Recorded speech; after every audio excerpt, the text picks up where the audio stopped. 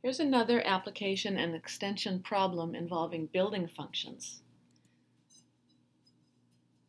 A rectangle has one corner in quadrant 1 on the graph of y equals 16 minus x squared, where x is greater than 0 at the point x comma y. Another vertex is at the origin, a third is on the positive y-axis, and a fourth is on the positive x-axis, kind of like the picture you see. So let's graph this quadratic function.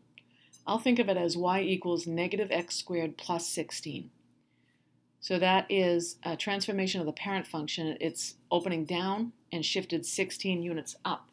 But remember, we just want the positive values of x and y. So there's the function that's described.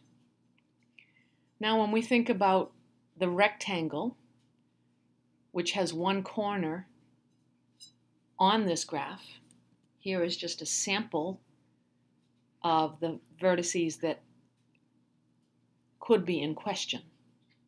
In this problem, we'll be asked to consider the area of this rectangle. So the prompt is to express the area of the rectangle as a function of x. And we can write it as a function because x keeps changing, right? And we can think of area as base times height. So the base, or the width of this rectangle, will be x. The height, or y, will be 16 minus x squared. So we can write our function this way. A of x equals x, which is your base, times 16 minus x squared, which is your height. Then the problem asks, what is the domain of A? And I can find my domain by looking at my expression, my equation for A. I know x would have to be greater than 0 because you can't have an area of a rectangle being 0. It also has to be less than 4 for the same reason you can't have negative values for area. Also, when you look at the graph, you can see that the domain, the allowable x values, range from 0 to 4, not including the endpoints. So the next problem says to graph A equals A of x. And so we're going to graph that, and this will really be a cubic function, but because we're only looking at quadrant 1,